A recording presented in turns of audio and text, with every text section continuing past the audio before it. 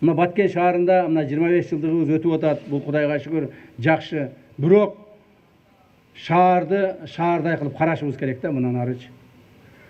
Мен 2 күндөн бери ушул жерде жүрөм, мына карап жүрүп атам, башка жагын карап атамын. Көп жерлерде мусор, арыктар тазаланган эмес. Баягы не деп коет, мындай бир нерселер эгилип, каралып, шаар катары каралган эмес. Ушулардын бардыгын эмнени жашырабыз биз, туурабы? Мактап эле отура бербестен бир кемчилигибизди дагы айтышыбыз керек. Мындан ары жергиликтүү бийлик органдары, губернатор, аким, мэр города ушул иштерди катуу колуңарга алгыла. Мына шаардын центринен өтүп кетип атсаң, ошол жердеги лотоктун ичи толо мусор. Эч ким тазалап койгон адам жок. Ошол жерди тазалаш үчүн акча керекпи? Акча керек эмес. Гыждан керек ичинде. Мына бизде ушинтип коет, билбейм силер ушуга түшүнөсүңөрбү? Жүрөктө мына жерде гыждан керек.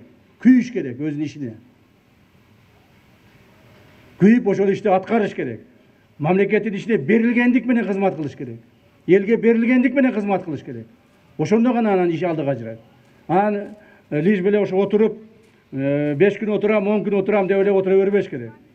Ушуну мындан ары Баткен облусунун бардык жетекчилери өз колуңарга алгыла.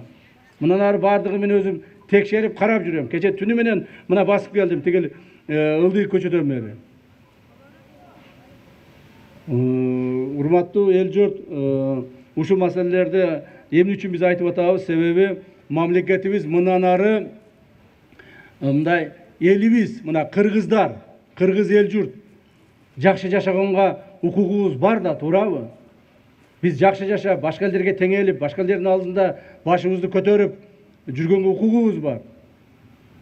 Ал эми бизге ошону жеткизген ким жеткизет? Бүгүнкү күндө бийлик ээлери жеткизет.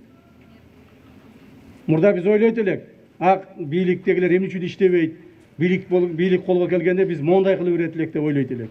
Мына азыр бийлик колубузда турат, иштегиле ушуну. Иштегиле. Кимдир бирөө иштебей турган болсо, же начар иштей турган болсо, чара көрүлөт. Муну дагы эстен чыгарбаңыздар. Урматтуу эл журт, мен бир аз майрамдын алдында туура эмес сүйлөп койсом капа болбойсуздар, бирок ушундай маалда айтпасаң качан айтасың? Анан бири-бирибизди алдап, бири-бирибизди коргоп эле жүрө бербестен. Мындан ары эми Баткен облусу өнүгөт, шаар болот. Мына могул жерлерде 12 этаждан үйлөр турат, тим эле зыңкыйып. Жанагы Москвадагы үйлөр ушул жерде болот. Бишкектеги үйлөр ушул жерде болот, Баткенде. Эл журттун баары кайтып келет. Мына ушул үйлөрдү курабыз дегенде башында келип мен обл администрацияда чогулуш өткүзүп, баарына тапшырма берип кеткен мындан 2 ай мурда. Бирок курайлы десек, чакырып, үй курайлы, жер бергиле десек, жер жок дейт. Кандай жер жок? Ушундай жер жок дейт. Баткенде жер жок. Бербейбиз. Каяка барып курсаңар, ошака барып кургула дейт. Анан ошондон мен силерге жер таап берем деп туруп, издеп мына жерлерди таптык. Дагы табабыз жерлерди. Иштетилбеген, туура эмес приватизация кылган жерлердин баарын алабыз дагы мамлекетке өткүзүп беребиз. Так.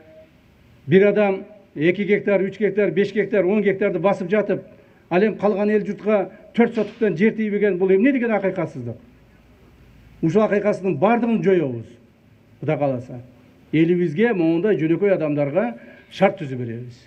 Ушул биздин урматтуу президентибиздин биздин алдыбызга койгон талабы ушул.